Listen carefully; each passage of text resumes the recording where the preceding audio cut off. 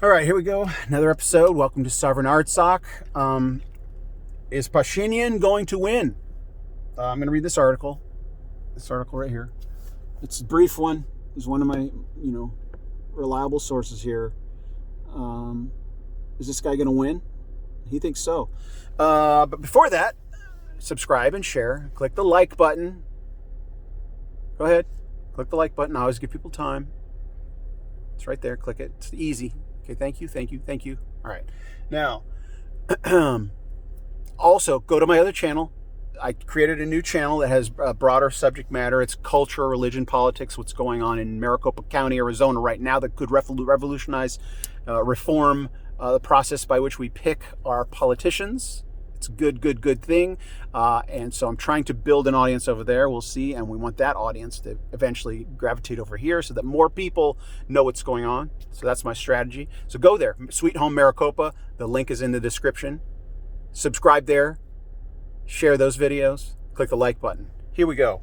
At least 60% of citizens will vote for, quote, civil contract party, according to Pashinyan. Yerevan, June 16th, Armenian Press. The procession of the Civil Contract Party started from Kanakar-Zaytun Administrative District, which is headed by the party leader, caretaker, Prime Minister Nikol Pashinyan. Armenian Press reports Pashinyan announced that the party has finished the campaign in the provinces. Quote, based on the results of the campaign of 9 days, we can record that at least 60% of the citizens of the Republic of Armenia will vote for, quote, civil contract party, Pashinyan said. According to Pashinyan, their goal is to record the victory of the nonviolent democratic, but this time iron revolution on June 21st and immediately set to the implementation of the vital agenda. All right, so this whole election process came because after the loss of the Nagorno-Karabakh war conflict, Pashinyan on November 9th signed a trilateral agreement with Russia and Azerbaijan to stop the killing.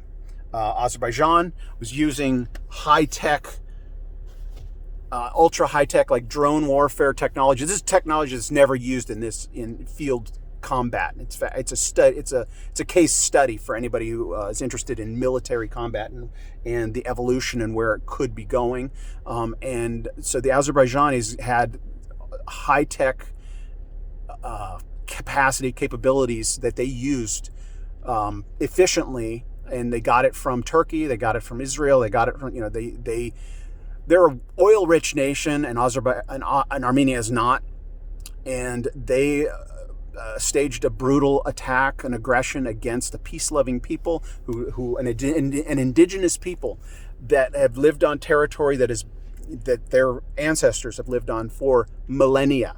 That's thousands of years. Of those of you who don't know what the word millennia means, it means 1,000. So millennia is plural. Armenians have lived in that region of the world for 4,000 to 5,000 years. Azerbaijan just came into existence barely 100 years ago. All right, so this is what we're talking about. The indigenous peoples of a region were attacked by the newcomers, the relative newcomers. Okay, let's not get into these geopolitical quagmires.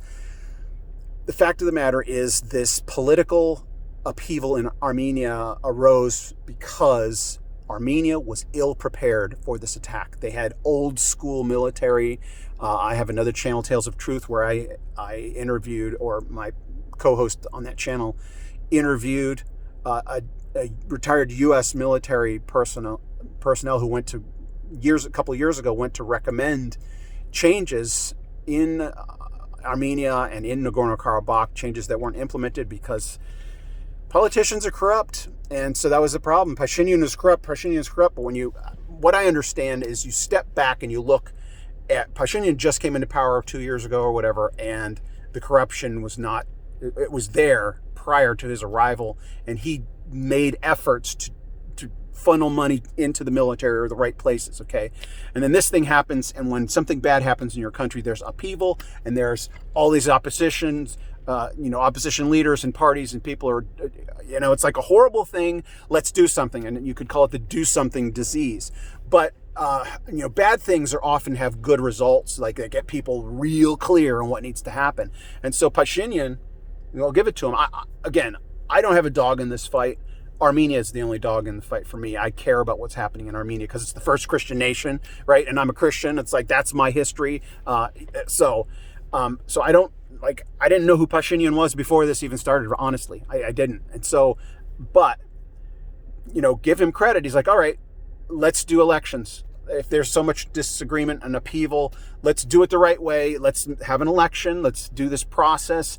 I think he was like, for the election to happen, he's supposed to resign. I don't know how that works. He resigns right before the election, and then he can still be a candidate. I haven't been following it in detail, but it was like, okay, I'll put it all out there. If you don't want me, vote me out. And so he ran his campaign, and he's got one main competitor. Again, it begins with a K. I'm terrible at remembering these names. One main competitor. And according to Pashinyan, they're going to win. You know, 60% is enough to win. So comment in the comment section. It's coming up. The 21st is when they're certified. I guess the election is on the 20th. That's like a couple days away. So comment in the comment section and tell me what you think is going to happen. Don't forget to go over to Sweet Home Maricopa and subscribe there, watch the videos, like, and share.